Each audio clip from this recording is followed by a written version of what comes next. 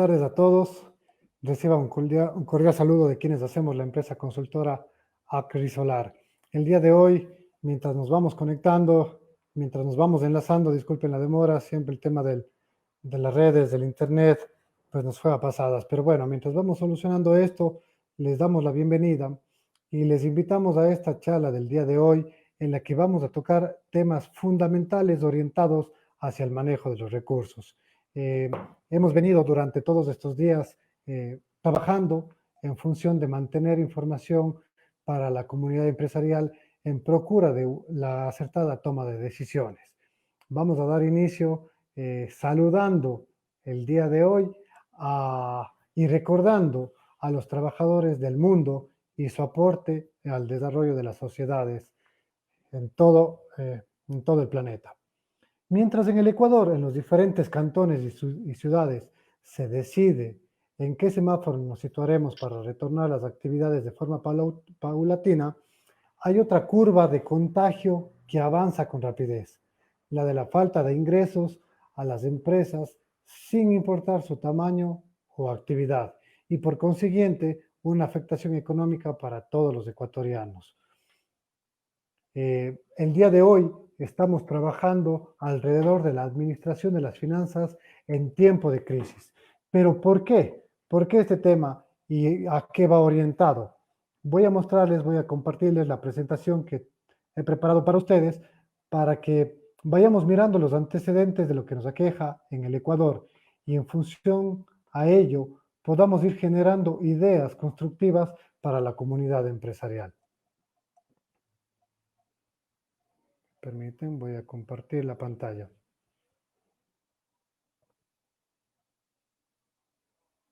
Muy bien. Como les indicaba, este webinar número 8, que tiene como tema la administración de las finanzas en tiempo de crisis. El escenario en el Ecuador al año 2019 no era el mejor con el que estábamos cerrando estos últimos 6 años, ¿no? Desde el 2013.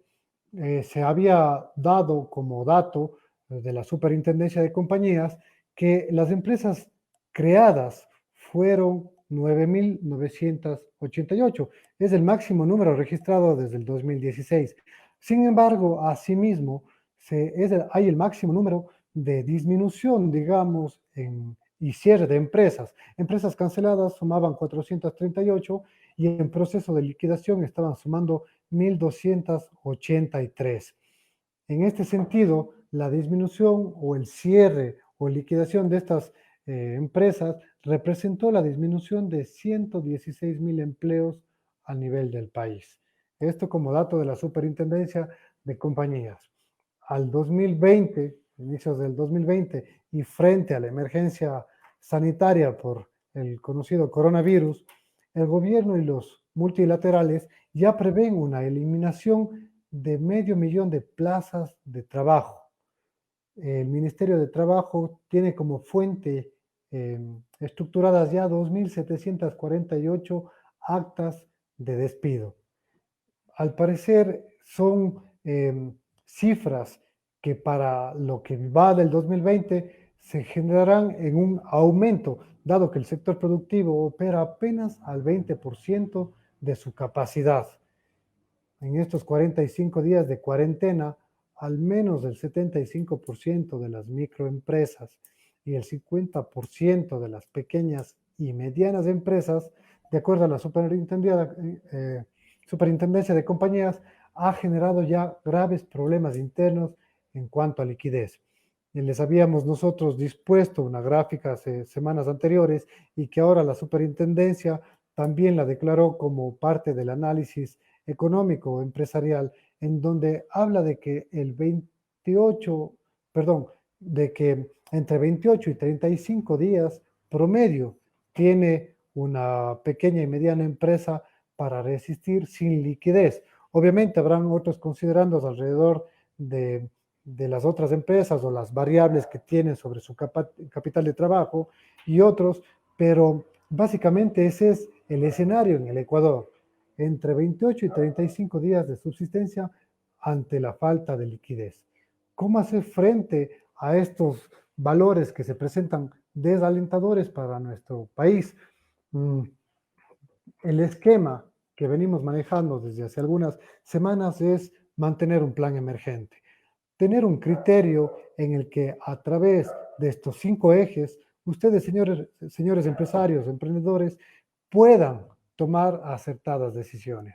No hay un esquema fácil, no es que nosotros queramos en estas instancias dar estos datos netamente desalentadores, sino queremos poner los pies sobre la tierra y sobre todo la mirada con información real, información que nos impulse a tomar acciones pertinentes a la actualidad de cada negocio y de cada emprendimiento. En este plan emergente que venimos insistiendo, deben centrarse las acciones alrededor del esquema financiero. ¿Cómo está estructurado los gastos, los costos? ¿Qué estamos haciendo alrededor de esta estructura financiera para hacer frente a la crisis y por qué tiempo lo estamos haciendo? En el esquema comercial, ¿cómo vamos a sortear y quiénes van a ser nuestros estrategas durante estos días que se avecinan en tema de crisis? Me refiero a con qué clientes, proveedores en la cadena, con quienes estamos contando y qué vamos a producir, qué vamos a ofrecer, sobre qué vamos a trabajar. La estructura de clientes lo que permite sobre todo a las entidades empresariales, a las MIPYMES sobre todo, es tener una orientación de en dónde apalancarse.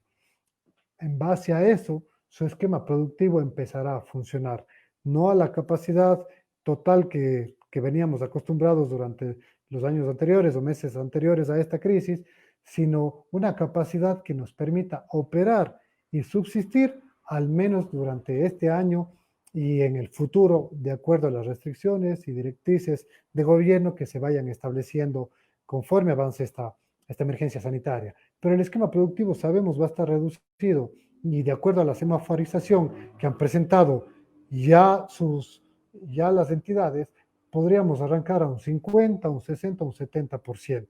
Esto quiere decir que si nosotros no tenemos claro nuestro aspecto financiero y nuestros estrategas comerciales, mal podríamos definir la estructura de nuestra producción con esta capacidad reducida. Posteriormente, el uso de los recursos. Hablábamos que tenemos que definir claramente los grupos vulnerables que tenemos dentro de cada organización, de cada sector. Y con esos grupos vulnerables, restablecer y organizar estrategias para que podamos funcionar engranadamente y que se puedan habilitar las instancias de ser aplicable de teletrabajo y en las que no, las instancias adecuadas, soportadas en los protocolos de prevención, soportados en los protocolos de prevención para evitar un contagio o evitar sobre todo problemas de salud que puedan generar otra vez una suspensión de actividades. Este es el esquema que les ofrecemos como empresa y que venimos trabajando desde hace algunas semanas. Nos interesa trabajar con ustedes y en procura y en comunión con algunos de nuestros colaboradores y estrategas consultores empresariales, dar información que sea relevante para las acciones que ustedes pretendan tomar. Vamos a saludar a personas que ya se encuentran conectados, a Tati, a Jesús, a Andrea, Alicia, Fer, muchas gracias por estar siempre acompañándonos y por estar conectados dentro del marco de la estructura de estos webinars. La tarde de hoy tenemos aquí a mi colega y amigo también, Carlos Mauricio Bernal. Bienvenido, Mauricio, ¿cómo estás tú? Hola, ¿cómo estás, Daniel? ¿Cómo te va? Muy bien, muchas gracias por atender a esta petición, a esta invitación que como empresa te hacemos y muchas gracias por el día de hoy participar en procura de las mejores. Mira, tengo aquí los canes que se nos soltaron, no importa. En esta tarde, en procura de las mejores alternativas, Mauricio, para brindarles a nuestra comunidad empresarial. Perfecto. Entonces, estábamos viendo la presentación. Creo que te la enviamos para que se pueda ver por allá desde desde allá. Perfecto. Este rato estoy haciendo la descarga y mientras la tengo aquí, la comparto para que tú puedas iniciar la presentación. Quiero recordarles a nuestros colegas que eh, Mauricio es magíster en administración de proyectos, especialista en finanzas. Él además es experto en evaluación socioeconómica de proyectos y es docente y catedrático de varias universidades, tanto del Ecuador como de Colombia.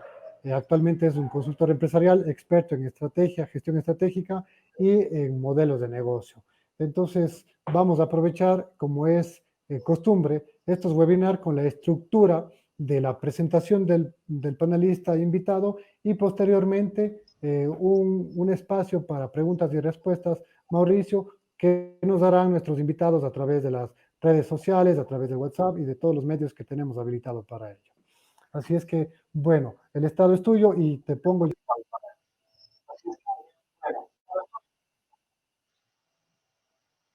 Ok, bueno, buenas tardes para todos.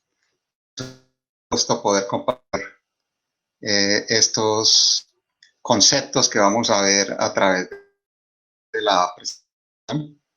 Estas son épocas muy interesantes en las que básicamente se pueden tomar dos escenarios. El escenario de lo catastrófico, que mucha gente, sobre todo los medios de comunicación, lo tienen, eh, digamos, como plataforma de atraer público, pero yo prefiero digamos, el escenario de aprovechar las oportunidades que se dan en este momento y en donde las situaciones que nos están llevando a el extremo donde estamos ubicados nos abren puertas, nos abren posiciones que antes era muy difícil hacerlas triunfar. Por ejemplo, el teletrabajo, estas conferencias que estamos dando no eran muy populares. La gente siempre prefería que y también que se diera una presencia de los asistentes. En este caso vemos que el teletrabajo, como mencionaba Daniel, las reuniones a distancia, el compartir información sin tener que imprimir volúmenes y gastar papel, se está volviendo algo muy habitual y que solamente en estos momentos digamos, de extremo, se pueden poner a funcionar. Al momento, el tema que nos atrae es cómo manejar las finanzas en una época tan difícil como la que estamos viviendo. Entonces, en esta situación, pues lo primero que vamos a ver son como la visión que tenemos de la situación. Entonces, en la presentación vamos a ver que durante muchos años nos han hecho señales de qué es el devenir futuro. Lo que nosotros buscamos es compartir otra visión. Si retrocedemos en el tiempo, vemos que en la antigüedad pues la gente le tenía miedo a salir en el mar, en el Atlántico, porque supuestamente había monstruos, había cataratas, había una serie de peligros, pero esos peligros eran imaginarios. Entonces, Daniel, si la vamos pasando, vamos viendo y compartiendo las otras filminas, de tal manera que podamos ver que la crisis, como ven ahí, se puede manejar de dos formas. Yo puedo ver una oportunidad o puedo ver que se me acabó el mundo, que lo que yo conocía de hacer las cosas perdió todo sustento y ahora me siento desesperado sin hacer. En esta filmina quería compartir que esto era lo que los antiguos concebían como el mundo. Una culebra que sostenía una tortuga, que sostenía unos elefantes, que sostenía un Platón y ahí estaban las estrellas. Todo. Hoy nos reímos de eso, pero en su momento esto era lo que la gente creía. Pasemos a la otra y vemos que también le tenían como una visión digamos, de lo que les decía, de salir al Atlántico, era llegar a un extremo del mundo donde los barcos podían caer y, vuelvo y les digo, hoy nos da risa, hoy nos parece fantasía, pero era en serio que las personas pensaban en el año 1400, en el 1300, que esto era la realidad, que el mundo no era redondo sino plano y terminaba en un borde, y que ese borde era una catarata de todo el océano. Entonces, sigamos con la otra. Tenemos más temores, el infierno. Desde niños nos dijeron que si no nos portábamos de una manera, que si expresábamos nuestros deseos, nuestros gustos, y eso iba en contravía de las, a veces de la iglesia, a veces de la, digamos, de la sociedad, pues alguien nos condenaba y ese alguien era un ser superior y que íbamos a ir a nadar a un mar de azufre y con un fuego eterno, y de esta manera pues nos coartaban. Entonces, los miedos siempre van a estar dentro de nosotros y no tener una plataforma firme va a hacer que no podamos tomar decisiones financieras adecuadas. Pasemos a la otra para que recorramos una serie de miedos que hemos tenido desde el ciclo pasado hasta ahora. Entonces, de otra manera, nos hablaron de bombas radiactivas. Todos los años 70 fueron de una guerra fría en la que por todo, si se enojaban los países superiores, nos iban a generar un ataque radioactivo y todos íbamos a morir calcinados. Luego, nos arrasados del planeta, de la faz de la Tierra, por un meteorito, entonces empezaron a acabar con todo. Y salieron muchas películas como La Guerra de las Galaxias, salieron películas como La Batalla Final, series donde los extraterrestres y todo lo que viniera del espacio exterior pues podía sacarnos de nuestro punto de confort. Pero seguimos viendo los miedos. Entonces, en la siguiente filmina ya no nos van a poner catástrofes, sino que empezó la biología y la inteligencia a decirnos que había una enfermedad mortal que iba a acabar con todos nuestros sueños, que era el cáncer. Después del cáncer, en los 80, siguieron los 90 con el SIDA. Y entonces cada vez los medios de comunicación empiezan a difundir estas situaciones de verdad, pero exageradas, donde nos llevan a la catástrofe, a decir que nuestra vida se va a acabar, la de nuestros familiares, la de nuestros hijos. Y entonces a lo que quiero llegar es a los miedos infundidos por los medios de comunicación que tienen una parte de verdad y otra parte que no, que es exagerada, pero trata es de coartarnos, pues de hacernos ser coercitivos para podernos dominar. Pues en el año 2003 también nos hablaron del H1N1, era una epidemia que se logró controlar, eh, perdón, esta es antecitos, es como del 2001. Luego en el año 2003 empezaron a hablarnos de algo que pasaba en Japón, que la gente se moría, que era el SARS, el síndrome de problemas respiratorios agudos, y ahora nos están manejando el mismo SARS y nos dicen que los virus mutar de una empresa, de una hacia otra, que se llama una zoonosis. Entonces nos dicen que no, todos nos vamos a morir y en este momento el nivel de contagio es tan fuerte que estamos todos en la casa. Entonces, ¿cuáles son las consecuencias? Las consecuencias es que activan nuestros miedos más profundos, que todos los tenemos desde que éramos niños. Entonces, el ser humano psicológicamente va evolucionando y primero siente miedo, ya cuando el niño crece y se vuelve más, llega a la adolescencia, ya es temerario y los miedos los controla y los busca, es decir, se vuelve arriesgado. Ya es que si le sale algo de miedo, la velocidad, las alturas, los deportes extremos le atraen, entonces ya el miedo no lo controla. La forma de controlar a un adolescente es la vergüenza. Entonces, si la mamá y el papá quieren que uno llegue temprano a la casa y uno llegó tarde, lo que hace es la mamá sale pues con los rulos, sale con las cremas en la cara, con las chanclas, con la batola y sale y a uno le da vergüenza que la mamá salga así delante de los amigos. Entonces la mamá le dice al hijo, si no llega cuando yo le digo, voy a volver a salir para hacerlo avergonzar delante de sus amigos. Pero eso no dura mucho. Cuando la persona ya no es inmadura, ya no es adolescente, supera la vergüenza y lo que empieza a sentir es culpa. Por eso todas las leyes hablan de quién es culpable, no de quién es vergonzante ni tampoco quién es miedoso. Entonces, vamos a ver que los miedos se combaten con la motivación. Pero la motivación tiene un enemigo muy grande, que es la tranquilidad.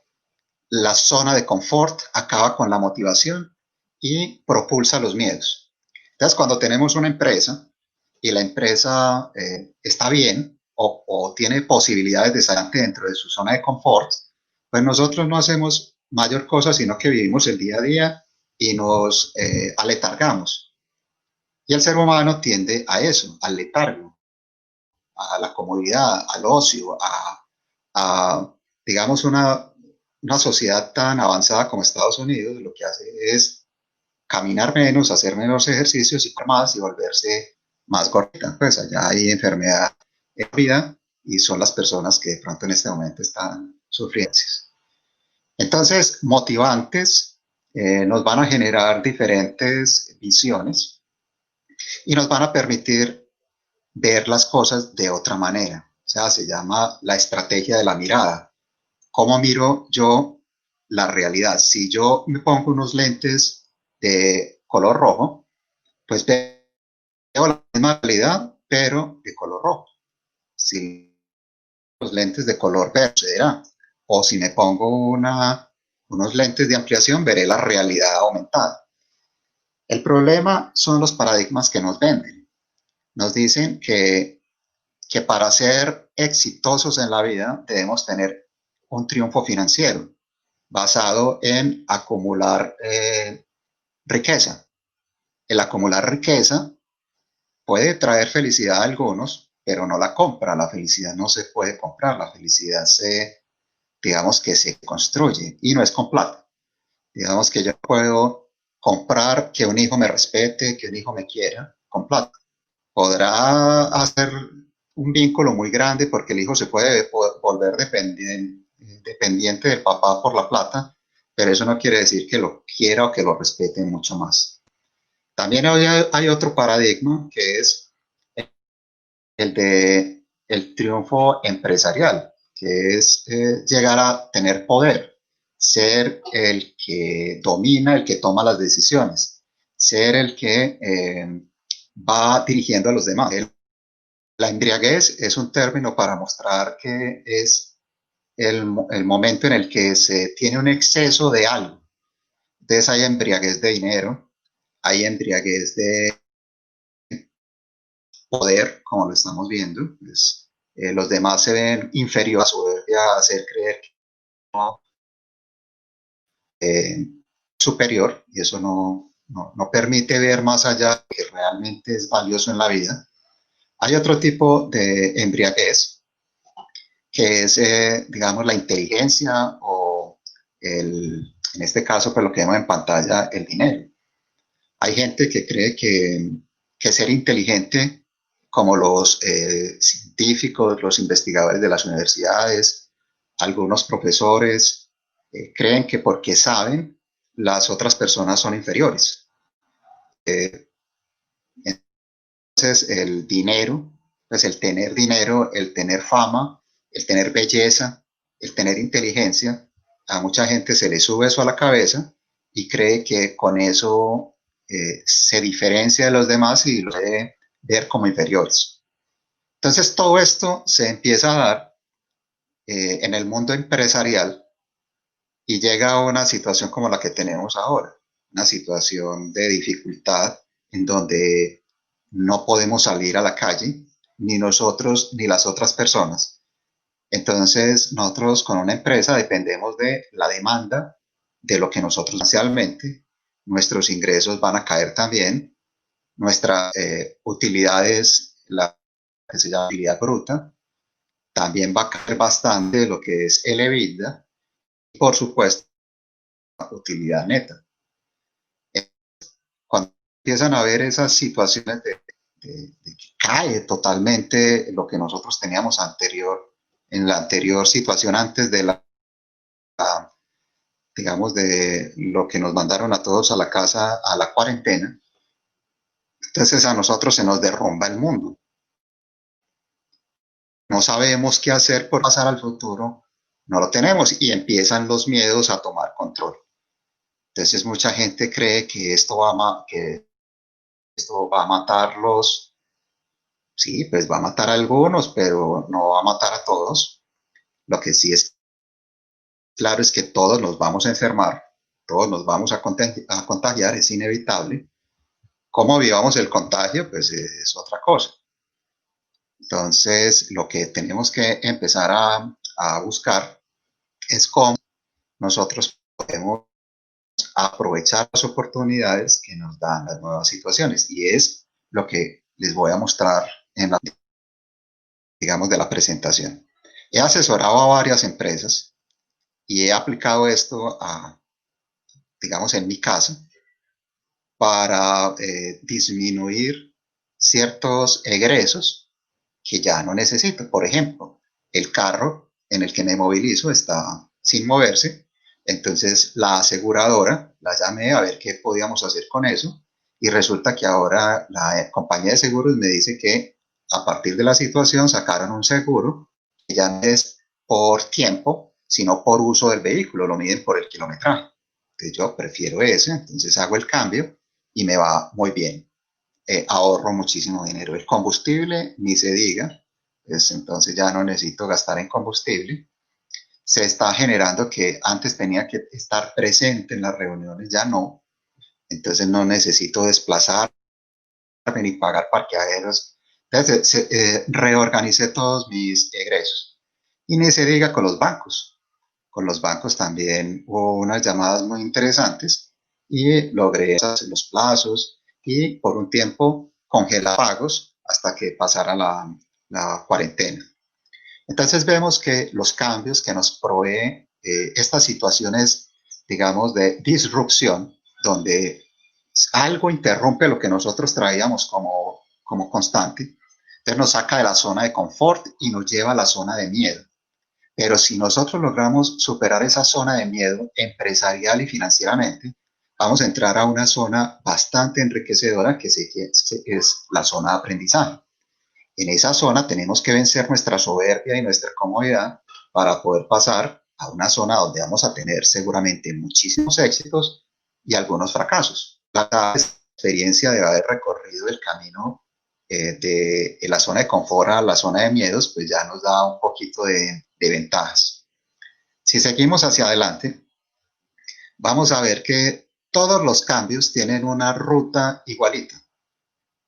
Algo impacta y nos hace generar unas caídas donde nosotros tratamos de oponernos a la caída que nos generó lo de antes, echarle la culpa a un montón de situaciones, pero llega un punto en el que ya caímos tan bajo que ya lo que toca es seguir adelante. Ya no nos queda hacer cambios porque lo que teníamos ya no lo vamos a tener. Entonces, este es el proceso del cambio, donde vemos que un elemento externo nos impacta, como la cuarentena, como el coronavirus, y pues no podemos aferrarnos a la vida anterior, porque lo que nos dicen todos los científicos es que el virus llegó y se va a quedar. Entonces, ¿a quiénes mata? Tenemos que estudiar bastante, a quiénes sí mata y a quiénes no. La obesidad mórbida, que tienen problemas coronarios, pues problemas cardíacos, que tienen diabetes, que son mayores de 70 años, que tienen en todo caso problemas con su sistema inmunológico, pues van a tener dificultades, pero no se van a morir. Algunos pocos se mueren. Lo que está clarísimo es que se muere solo el 0.5% de la población. Estamos hablando de que Ecuador tiene unos 15, 17 millones de habitantes, Colombia tiene 50. Estamos hablando de que las poblaciones han pasado por este tipo de crisis varias veces. De pronto para la generación en que estamos nosotros, no. Pero si ustedes estudiaron un poquito a principios del siglo pasado, de 1918, se dio la fiebre española, que acabó con muchas empresas, o sea, algo parecido a esto. Si retrocede más, el señor Hernán Cortés y Pizarro y muchos de estos no era que fueran de buenas, sino que todas sus enfermedades y contactaron a los aborígenes eso les facilitaba acabar con ellos y dominarlos. Pero, por ejemplo, México, se sabe que Hernán Cortés pudo conquistar por la viruela que le pegó, pues que fue una peste traída por los españoles y que debilitó a todos los aborígenes. Bueno, vamos a ver esto un poquito más en contexto del proceso de cambio aplicado a las empresas. Entonces, lo primero, ya sabemos que hay un elemento externo que nos impacta. En ese momento, ¿qué pasa? Se disminuye la demanda de los productos. Eso, como consecuencia de eso, se disminuyen nuestros ingresos. Por lo tanto, si miramos el estado de resultados, se disminuye la utilidad bruta, el EBITDA y la utilidad neta. Todo porque se disminuyó la demanda. ¿Por qué? Porque la gente está cuidándose en sus casas sin poder salir a demandar los productos como se hacía antes. Entonces, esto ya fue y ahí ya llevamos más de un mes afectados por esto y para poder equilibrar nuevamente la empresa, pues va a ser muy difícil en algunas y en otras depende de cómo tomen o sea, con la visión y con la actitud con que tomen esto, pues podrán salir adelante. Después de esta situación del impacto, pues las personas siempre van a tratar de que no los afecte el impacto. Lo que estamos haciendo ahora, nos encerramos y evitamos el contagio. Al evitar el contagio, pues sí, estamos encerrados, pero llegará el momento en que tenemos que tomar una decisión. O nos quedamos encerrados para evitar el contagio, o salimos y nos contagiamos y miramos a ver qué va a pasar. Entonces todos mis amigos en España me dicen que ya fueron contagiados, que ya sobrevivieron al contagio, que es una situación como una gripa fuerte, que da dolor de cabeza, malestar con fiebre y una molestia muy fuerte en la garganta y tos. Dura unos 3, 4 días y luego pasa y que se parece mucho a las gripas que hemos vivido antes. Entonces, ¿qué le pasa al empresario después del impacto? Se resiste. Naturalmente se va a resistir, va a querer recuperar la situación de acuerdo con lo que vivía antes. No quiere salir del exceso de inventarios que tiene, porque dice, ya los tengo, no los voy a entregar, y eso es parte de su ruina. No quiere cobrarle las cuentas por cobrar a los socios, porque qué vergüenza, ellos pusieron la plata, ellos son dueños, pero no se dan cuenta que en estos momentos los socios deben colaborar y devolverle a la empresa lo que le pidieron prestado. Empiezan a llenarse de provisiones y a acumular, a hacer provisiones contables, provisiones financieras, eh, esperando que todo se devuelva como era antes y eso, como les digo, no va a suceder. Sigo observando muchos activos ociosos que antes pues no había problema en tenerlos porque igual el negocio funcionaba por otro lado, pero estos activos ociosos hacen que el patrimonio suba y el impuesto al patrimonio pues tiene que ver con los activos que existan. Pues si vemos la fórmula en reversa, el patrimonio son los activos menos los pasivos. Los pasivos me van a construir un patrimonio de acuerdo con mis activos. Entonces, si yo me deshago de todo eso, los doy de baja. El problema es la actitud que yo tomo y no quiero ceder, no quiero entregar nada de lo que yo ya conseguí. Es muy latinoamericano, se llama antropomorfismo. Ponerle valor sentimental a ciertos objetos eh, eh, inertes. No quiero disminuir la nómina administrativa, que es lo primero que hay que disminuir. No la nómina operativa, sino la administrativa. Hay cosas que yo antes me podía dar lujo, ya no puedo eso. Y no significa despedir la gente, significa que les voy a pagar solo una fracción de la nómina y la otra va a quedar pendiente para pagar cuando termine la cuarentena. Entonces, muchos temas que en este momento se manejan en Ecuador, digamos, de momentos tranquilos como el 13º, el 14º y otras cosas, pues hay que empezar a visualizar si eso es el momento de seguirlo haciendo. Y ni se diga de la nómina de los familiares. Entonces, tengo toda la familia contratada en la empresa y, como dice la canción, no hay cama para tanta gente. Entonces, lo primero que yo les recomiendo a las empresas es que se alivianen Y tomen en cuenta que en la barca, como disminuyó la velocidad, ya no hay de flotación para tanto peso.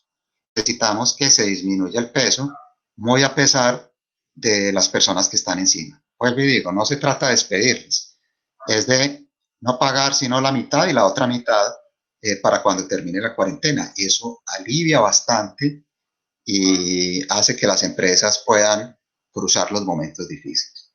Después de que se resiste la persona, el paso siguiente que lo veo en las personas y en las empresas es el caos. ¿Cuál es el caos? Que como se gastaron ya todos sus ahorros por seguir sosteniendo, como les digo, a los familiares en la nómina, a los directivos pagando salarios muy altos que no son productivos. Entonces, las obligaciones, los compromisos que tienen, esos no cesan. Como no tomaron la decisión de hablar con los bancos a tiempo, entonces los bancos les van a decir, usted me debe dinero, necesito que me pague. Y ya no estamos en la posición temprana de poder llegar a ciertas negociaciones con los bancos. Ya estábamos incumplidos, ya deshonramos nuestro compromiso. Con los proveedores también que nos brindaron la materia prima o algo de crédito, pues tampoco les vamos a pagar, ni se diga los empleados que empiezan a reclamar las vacaciones, empiezan a reclamar los beneficios extralegales, los beneficios que da la ley, pero que son extralaborales y que se vuelve todo el mundo egoísta sin querer compartir en momentos de apuro. Los clientes también van a reclamar porque no se les entrega a tiempo y el Estado también va a decir, pues lo lamento mucho, pero necesito que me pague los impuestos. Entonces todo ese caos vuelve a los empresarios, digamos, los estresa, los lleva a un nivel de una situación caótica en la que todo lo que sabían de la empresa ya no les sirve. Y empiezan los arrepentimientos, los golpes de hecho a decir, hubiera hecho esto, hubiera hecho aquello, pero ya no hay forma porque su anterior paso fue la reacción y en vez de organizar la empresa para la nueva situación, quería conservar sus beneficios a todo costo. Finalmente, cuando llega a la parte más baja de la situación, cuando ya no le cumplió a todo el mundo, cuando ya le cancelaron los créditos, le cancelaron todo, la soberbia empieza a reconocerse. Siempre el alcohólico, después de que reconoce que era alcohólico, se da cuenta de su soberbia de no reconocer que era alcohólico. Lo mismo del adicto. Si, digamos, en la religión católica está el rico Epulón reconociendo que fue malo y que trató mal a Lázaro. Siempre pasa lo mismo. Se reconoce que hay que hacer mejoramientos y que ojalá hubiera aprovechado el tiempo y los hubiera hecho antes, pero ojalá me dieran una oportunidad para hacerlos. Entonces empiezan a vislumbrar las oportunidades, se valora algo que ya no es el dinero, ni la fama, ni la inteligencia, sino los verdaderos amigos, la familia, los que están con uno en las buenas y en las malas. Y se llega a un momento de reflexión en el que se analiza lo que debe cambiar en la vida. Se ponen los valores en su punto adecuado y se descartan los lujos, se descartan los valores efímeros que fueron los que vimos ahora. Cuando la persona ya está en ese punto, repito, como el alcohólico que ya reconoció que era alcohólico, entonces ahora se puede empezar a recobrar el camino que se deshizo.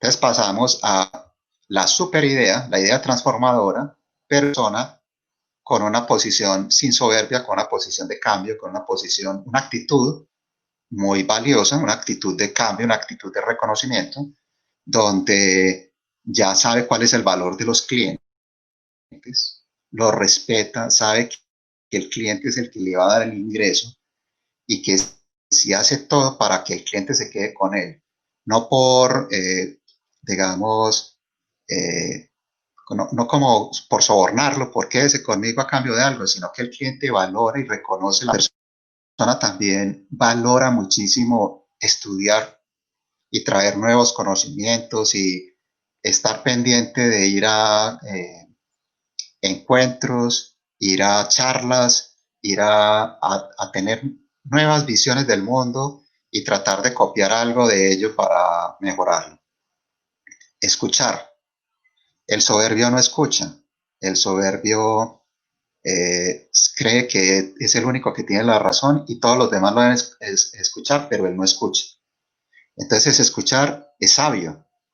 Entonces, al escuchar las propuestas, las ideas de otros, se toma un tiempo para reflexionar y encuentra que eso que le dijo la otra persona es realmente valioso.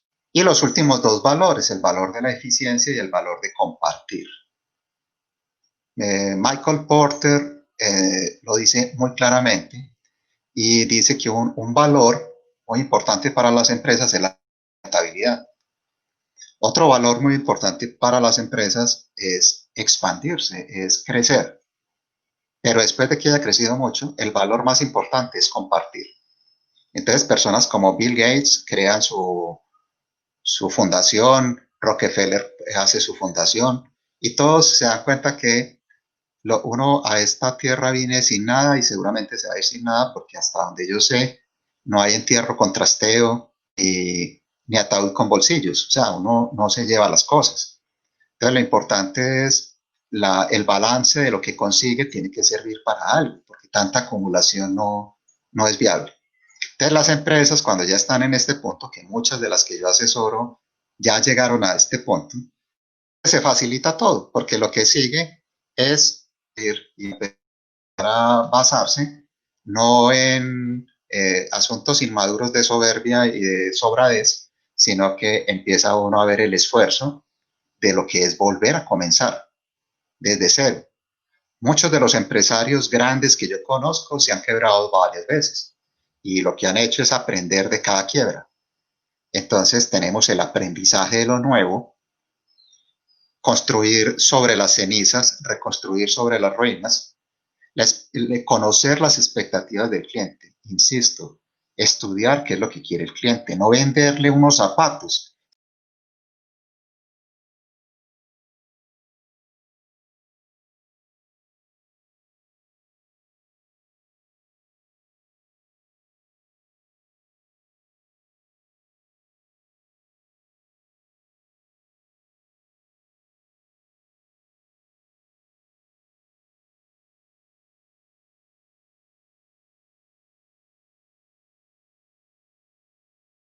Crucial.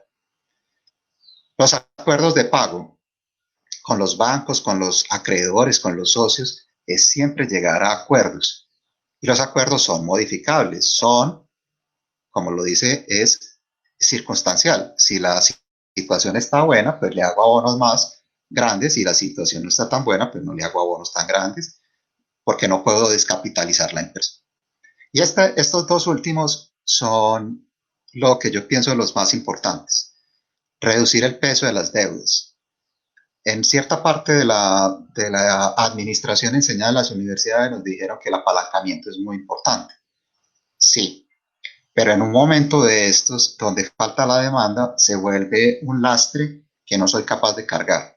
Entonces las deudas deben ser livianas, deben ser flexibles, deben ser de una manera que me apalanquen realmente, no que se conviertan en dueños de la empresa.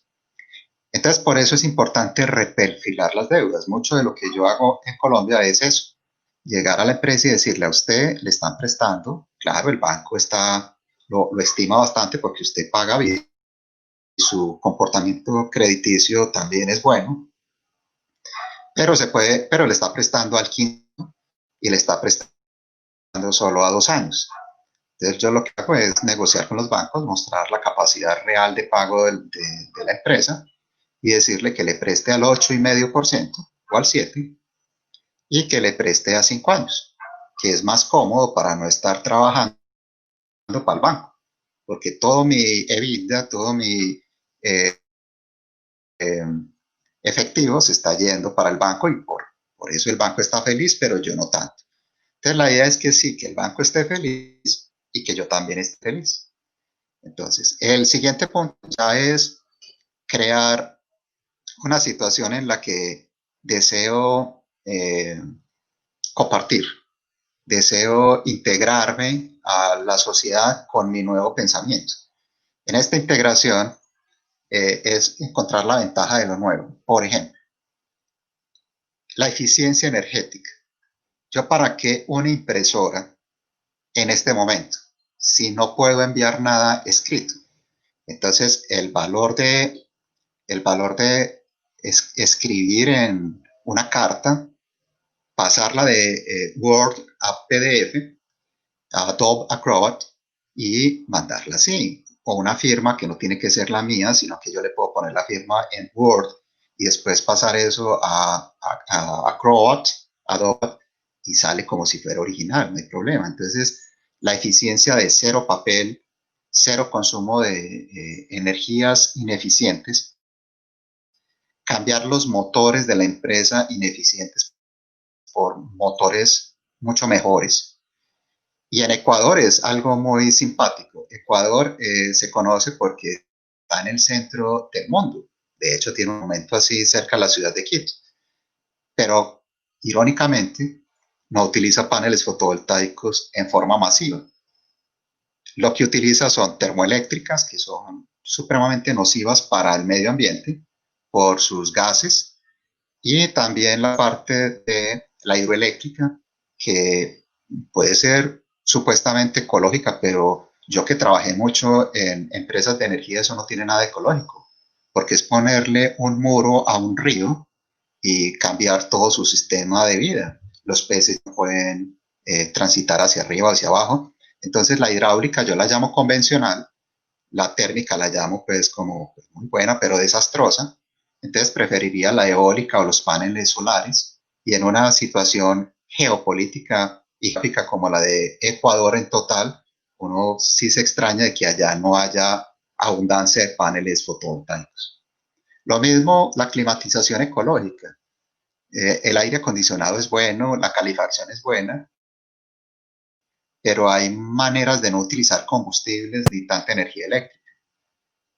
Para todos es claro el teletrabajo. Yo no tengo que tener una oficina gigantesca haciéndome honor a mi ego, sino que puedo tener a la gente en su ambiente más cómodo, que le quede más fácil no tenerse que movilizar, no gastarse la plata en vehículos enteros y en transporte, sino que trabaje desde la casa, basándose en la fe y en la confianza, teniendo confianza en las personas, pero fe y confianza no significa ser tonto. O sea, yo le pongo trabajos que se puedan medir y verificamos que los hay.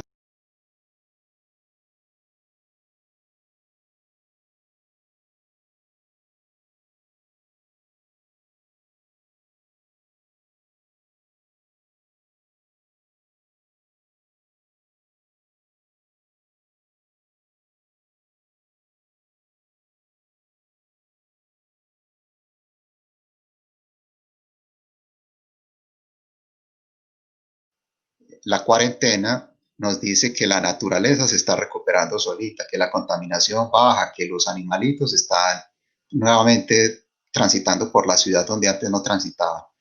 Entonces eso es un mensaje muy claro que nos da la vida de que lo estábamos haciendo de una manera que puede ser cambiada, que puede ser otra y que los resultados pueden ser similares, pero sin agotar los recursos naturales.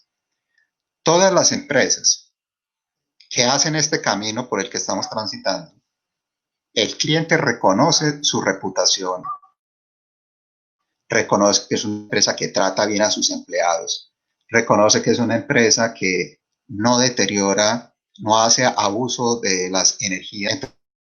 Entonces la reputación empresarial empieza a verse de que es una empresa que la está manejando a alguien que supo salir de una crisis de una manera inteligente.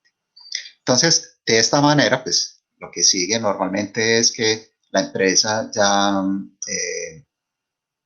es capaz de vivir una nueva vida parecida a la anterior, donde todavía está la misma persona, los mismos procesal, un desgaste de procesos, de tecnologías, de estructuras diferentes. Entonces, las finanzas se vuelven, yo diría, distigar a ser mejores. Y lo que se necesitó, que algo pusiera a las personas en un estado de crisis en donde los resultados se ven. Las empresas dicen, siquiera, gracias a Dios, eh, aprovechamos las oportunidades que nos dan y en este momento ya somos una empresa que piensa en la innovación, en el desarrollo, en investigar, en estudiar y no tanto en volverse el rico pulón con un montón de pobres Lázaros como empleados. Entonces, señores, esto se vuelve muy interesante y me gustaría saber si qué opiniones tienen al respecto. Me gustaría interactuar, conocer sus puntos de vista. Si tienen inquietudes y si las puedo resolver, sería fabuloso.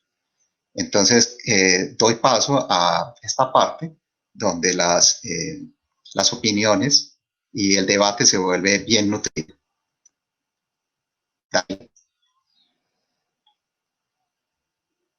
Cuéntanos si te han Cultura. llegado de pronto inquietudes.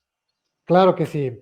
Primero mando los saludos que normalmente solemos hacer a Virginia Ramón, a Cordis Villa, a Pablo Sendón. Bueno, aquí nos dice, soy Ivonne en el chat de mi hijo. Muchas gracias, Ivonne, por estar conectada. Qué gusto saludarte. A Fer, a Ali, qué gusto que estén conectados.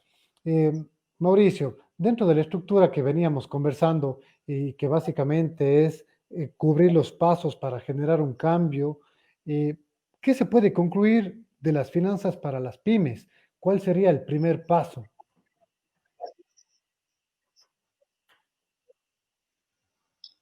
El primer paso que siempre damos es la estrategia de la contracción selectiva. O sea, aquí todo lo que se tenía pensado de crecimiento ya no puede ser.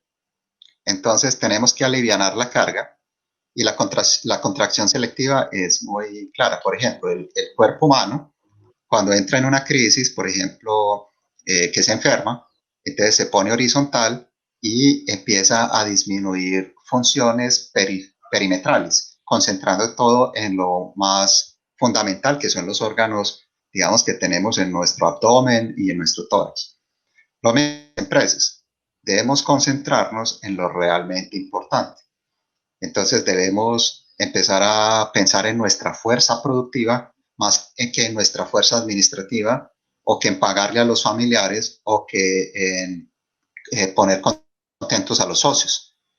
Entonces, en este orden de ideas hay que pedirle a los socios que cedan bastante, hay que pedirle a los familiares que se hizo un esfuerzo muy grande por el trabajo en la empresa, pero este no es el momento para sostener los niveles de salario que había antes.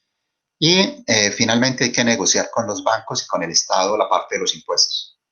De ahí, lo que sigue es que cuando ya se vea esto, las empresas van a ir a tocar la puerta de los proveedores y pedirle a los proveedores que por favor les tengan paciencia para los pagos, que se les muestra todo lo que se ha hecho de comprimirse y el proveedor entiende que ya le toques a él. Pero cuando el administrador no hace nada de esto y va y le dice a los proveedores que le den más chance, que le den más facilidades de pago, el proveedor le va a decir, bueno, pero yo veo a sus familiares ganando muy buen dinero, veo a sus socios todavía disfrutando de muchos lujos, yo veo que usted no está haciendo nada interno y viene a mí que le ayude.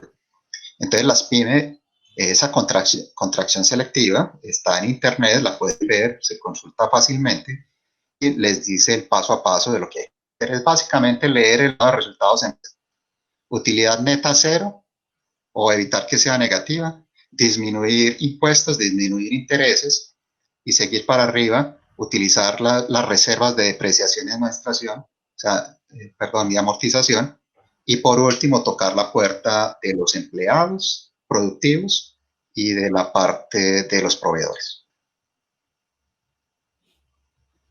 Muy bien, muy claro. Esto aborda, Mauricio, algo que para nuestras organizaciones y en nuestra sociedad, hablo de Ecuador, donde nos manejamos todo de una forma más pausada, medio más calmada, más en familia y más de núcleo familiar, de pronto es un golpe, ¿no? Es un golpe fuerte y ha sido muy, sin pintar el panorama, ha sido muy dura el panorama que tú nos estás dando. Entonces, hablamos de reducir el personal administrativo o la carga familiar en el esquema de salario. Eh, aquí de pronto las condiciones más, como te digo, de núcleo, pueden generar cierto conflicto para dar el primer paso a los empresarios. ¿Qué podemos considerar? Hay un refrán en Colombia que utilizamos mucho, es que si yo tengo dos pollitos y un pollito está enfermo y el otro está aliviado, yo no puedo sacrificar el pollito aliviado para darle caldito de pollo al pollito enfermo. Tampoco significa de sacrificar el pollito enfermo, pero sí significa que en estas Claro. épocas donde no tenemos los ingresos y el flujo de caja que se requiere, a todos nos toca ceder. Es muy fácil decir, no, es que yo soy un empleado y que el empresario ve a ver qué hace y me sigue pagando el salario. Y a mí me sigue pagando el 13º, el 14º y todos los beneficios que ya tenía. Tenemos que ceder, o sea, porque es que no, el Estado, por ejemplo, en Ecuador, lo que mencionabas ahorita, pues yo estuve en Ecuador en octubre del año pasado, me tocó la situación en la que se intentaron desmontar los subsidios, entonces eso se genera un caos interesante. Después a todas las economías latinoamericanas nos afectó en enero el problema del petróleo, del precio del petróleo. Y como si fuera poco, pues apareció la pandemia, que es un asunto pues de no tener. Lo general es que no tenemos ingresos, no hay ingresos. Y si no hay ingresos, lo poquito que haya debe sostener los poquitos egresos fundamentales que se deben tener. Entonces, ceder en lujos, hay gente a la que no le gusta ceder en lujos. Ceder en, digamos, asuntos que no sean prioritarios, sino que sean de cierta comodidad, a la gente no le gusta. Entonces, no se trata de volvernos comunistas, ni socialistas, ni hippies, sino que tenemos que entender que se trata de fe y confianza. Fe en que esto va a cambiar, va a ser superado, y confianza en que le voy a fiar a mi patrón para que me pague después de la situación crítica. Y mi patrón le va a fiar a su cliente de la misma forma. Entonces se trata de un encadenamiento, más allá del valor, es un encadenamiento de la confianza y de la fe. Totalmente. Y acabas de tocar estos temas que son trascendentales en la organización, fe y confianza. Pero de todas formas, en esta estructura de crisis, para lograr eso y que tú decías, es necesario generar el entendimiento desde la óptica financiera, donde el empleador está recibiendo siempre su sueldo, cómo generar ese entendimiento y esa participación en el esquema de crisis.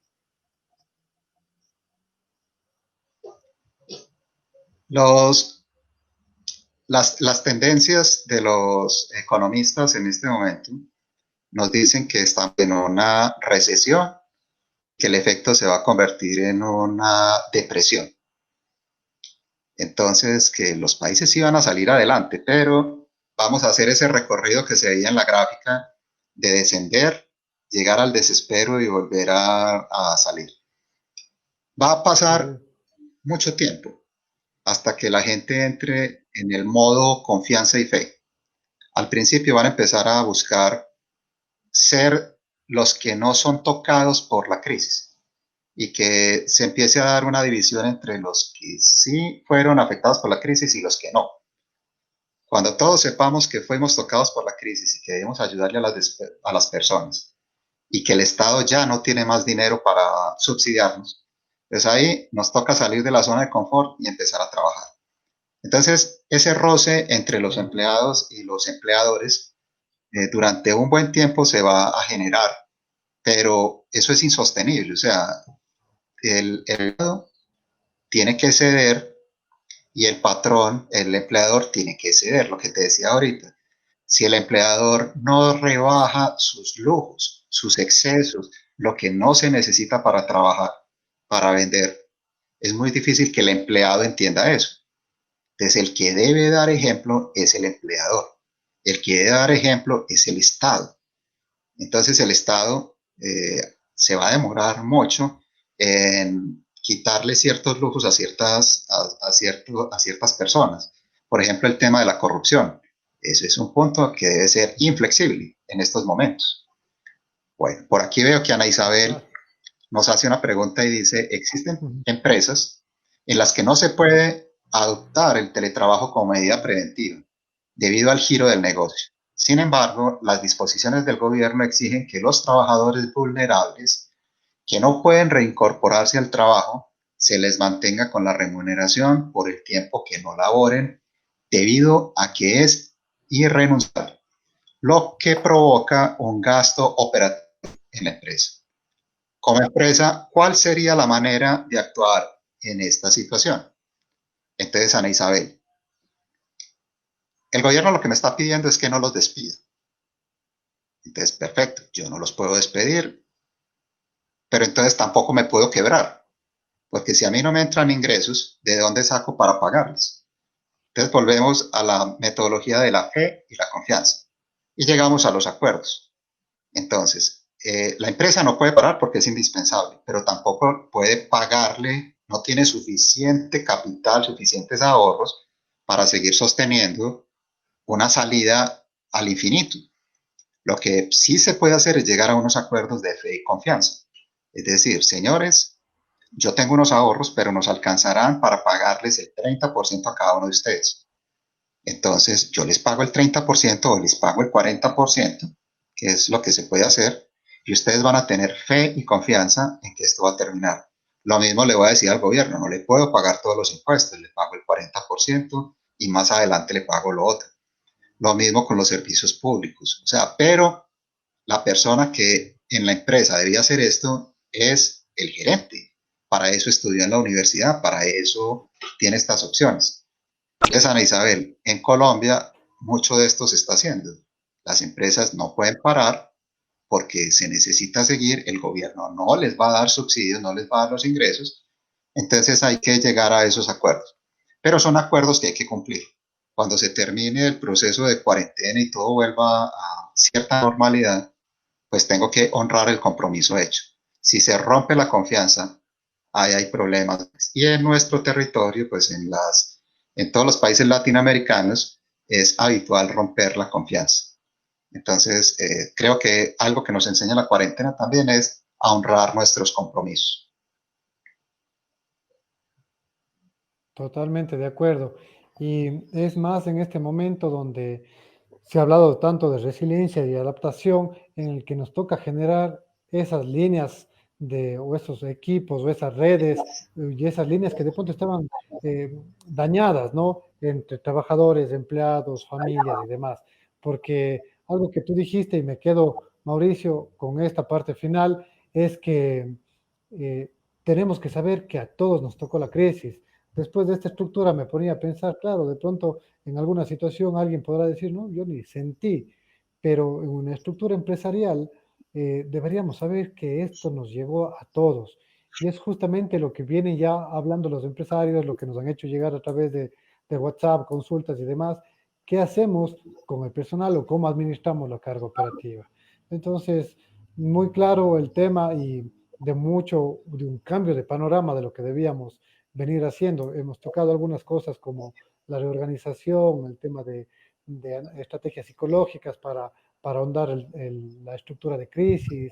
Hemos optado también por la planificación emergente, pero la estructura en tal de ya tomar las acciones y de saber que vamos a ir a la curva de crisis y tenemos que volver a salir de ella, tiene un panorama de acción muy fuerte. No sé si nos dejas con alguna acotación final y mientras les pedimos a nuestros participantes, pues que cualquier consulta que le podemos hacer llegar posteriormente a Mauricio nos hagan a través de nuestras redes sociales.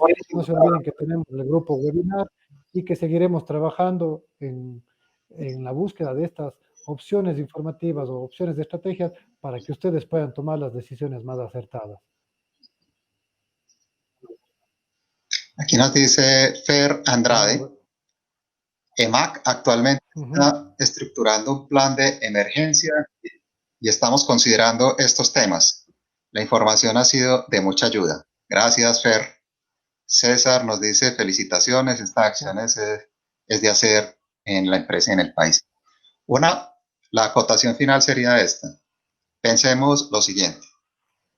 Estamos en cuarentena en la casa, no tenemos el contagio y entonces no queremos relacionarnos con las otras personas por el miedo al contagio. La reflexión es, ¿cómo vamos a pensar una vez nos contagiemos y pasemos la enfermedad? Ejemplo, en este momento mientras no tengamos la enfermedad no vamos a un restaurante porque ya nos pueden contagiar. Pero una vez ya nos contagiemos y ya sepamos qué es esto, ¿será que sí vamos al restaurante, al centro comercial, a la farmacia, a la iglesia, a todas partes? Entonces hay una situación antes del contagio y hay otra toma de decisiones después del contagio. Eso es como la reflexión final. Perfecto, muy interesante, Mauricio, y siempre aportando desde tu óptica a un esquema de buscar estrategias, de que uno asimile la información y tome sus propias decisiones. A nombre de quienes hacemos Acrisolar, agradezco de nuevo aceptar esta invitación y tu participación en la charla del día de hoy.